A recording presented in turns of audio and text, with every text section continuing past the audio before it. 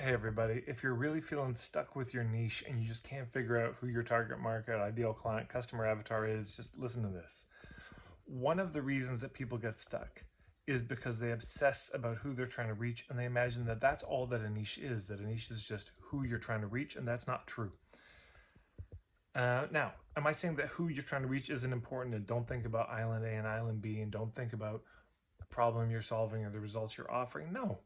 I'm just saying it's not the only game in town.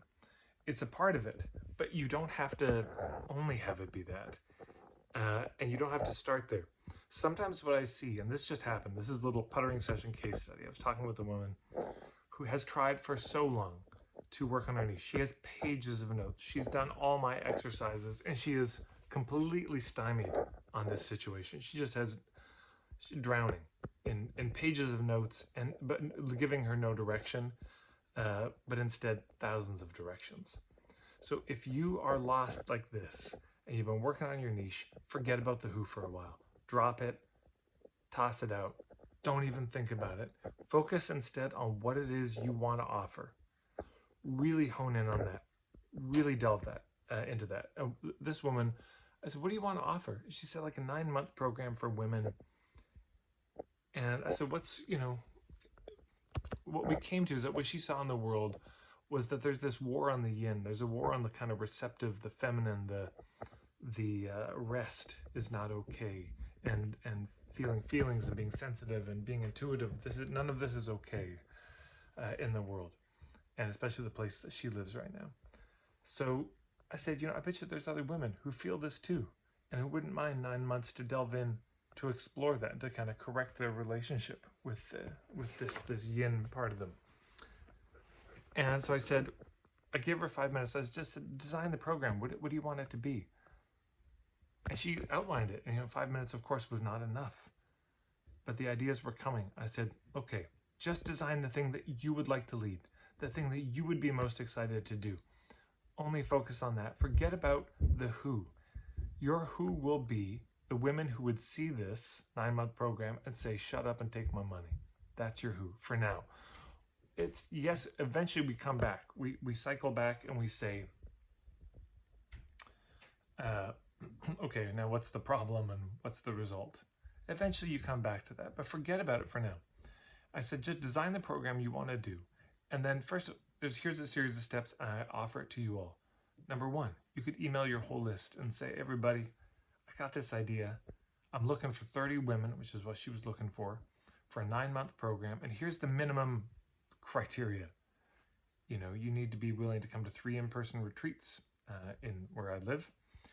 You need to be willing to spend 30 minutes a day doing some practices. You have to read these 3 or 4 books over the 9 months. You have to be interested in this issue. You have to generally resonate with this kind of core philosophy, whatever it is. But you're going to come up with the minimum things that are the must-haves. I say, I'm looking for 30 women like this. If you're interested, just click reply and let me know. And then you just start a conversation with them, see if it's fit. And of course, a lot of that you can have pre-written. If they say yes, well, then of course, thanks so much for your interest. Here's the write-up for it. If they say no, hey, no problem. Thanks so much for letting me know. It's not a fit. And is there anyone you can think of, or is there anywhere you can think of I could be promoting this? Yeah. And start with that. Number 2, make a list of all the people you know, all the women you know already, who you think might be interested in something like this, who you would feel really excited to be a part of it. And then you send them a personal email saying, hey, I thought about you being in this thing that I'm designing. I got really excited. I don't know if it's a fit, but here's what it is. Let me know what you think. You see what I'm saying? It's a paragraph or 2, very short, personal message. And I say, and I told her, and I'll tell you too, when you sit down to do this, you won't have anybody. You'll just be so stymied. I don't know anybody. Just keep thinking about it. Set a timer for an hour. Go through your phone. Go through your Facebook friends list. Go through your past clients. That list will grow to many times the size that you think it is right now. It's like tea. You got to steep in this. You can't just take a tea bag, dip it in boiling hot water, and expect the tea to burst out. It just takes time. And so it is with these lists. It takes time for us to remember all the names. And you will find yourself many times, oh yeah, right, that person. That happens a lot. And I said, and then you just do your best to fill it. And you can even set up and say, look, if I can get at least 20 women, I'll do it. And if I don't, I can't. Or I'll have to change it fundamentally because the venue cost is so high. And then what you do is, because she doesn't want to be on Facebook. She hates Facebook ads. She hates doing the whole online business thing. It's killing her. It's killing her business doing this entrepreneurial thing. So I said, instead you do the retreat, and at the end you say, look, I want to ask a favor, and I know I'm asking something. So, and I'm asking anyways. Would you be willing to schedule a 20-minute call with me to help me figure out how to market this? Meaning, like, you probably have ideas of where I should be spreading the word. Maybe you could host a little intro workshop in your living room or on Zoom for your friends. Maybe you know people. But could we set a time? Because I know those ideas may not be there for you right now, but I just find in conversation they often come up. And I hate marketing. I don't want to do this. I'd rather just have conversations with people and have it be word of mouth. That would feel much better for me. So if you're open to that, let me know. You know, maybe they check a box on a forum or something like that. And then she sets up those calls. And I said, you may be able to fill your programs forever. No social media, just through this word of mouth and being very engaged in it. Not like, please tell your friends and hoping they talk about it, but, you know, having very intentional conversations and following up on what comes out of them. Boy, she was so excited by the end of the call. She was real delighted.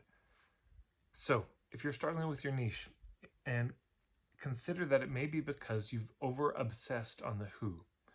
There's some videos I've done also. If you just search on YouTube, Tad Hargrave, Artist Entrepreneur, they'll come up. I'll see if I can remember to put the links below.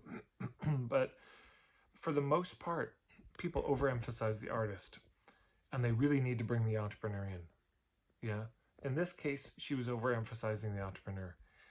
And so, again, I'm not saying the entrepreneur side of this equation, which will make sense when you watch the videos. I'm not saying that's not important. If you want to have a business, mandatory. But sometimes you got to change gears. Yeah, it's like a little infinity loop. And if you're spiraling on one side too much, you got to go over to the other side. Also, see if I can remember, there's a video, I think it's like 6 simple questions to ask yourself to figure out your niche. If you just search on YouTube, Tad Hargrave, 6 questions, you'll probably come up with it. But it's a Venn diagram. Who, what, where, when, why, and how. Those are the 6. Who is only one of them. And people think that everything in their niche has to fit into, you know how people with blank kind of problems struggle with blank, or these kind of people struggle with this kind of problem. I help them get this kind of result. Not everything fits in that formulation. I use it a lot. It's one of the big things I use with my clients. It's not the only thing. And so if you've tried that approach and it hasn't worked, just consider going to one of the other circles in that Venn. And in her case, I said, just focus on the what, the why, and the how. Now, she wants to work, so she's limited herself to a continent, but if she'd limited herself to a country or a city, then I might say just focus on the where. In this case, the where is big enough that it's, you know, it's bigger than a bread box, so I wouldn't focus on it. But I said focus on the what you're doing. Come up with something that you'd be so excited to share.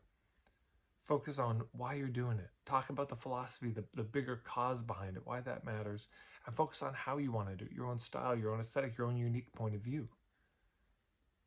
Do that, and then just share it with people and see what happens.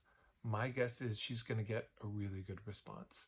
My guess is she's not alone in thinking about the things she's thinking about, and there'll be a bunch of women, once they hear it, will say, oh my God, shut up and take my money. So there you go. If you're stuck with your niche, try this approach. See how it goes. Give yourself a break, and give it a like below. Give it a subscribe. Give a comment. I'd love to hear how this lands for you, but more importantly, give it a share. If you like these videos, you know, the only way that people find them, as far as I can tell, is people sharing them. And I email my list, but outside of that, it's people share them in Facebook groups, on Telegram threads, WhatsApp, etc. It makes such a difference. And if you haven't checked it out yet, I've got an ethical marketing starter kit on my website, marketingforhippies.com/starter-kit. You can check that out. It's the best of what I know, distilled into a very tight package. So if marketing feels gross, this will help make it feel better. Thanks everybody for tuning in.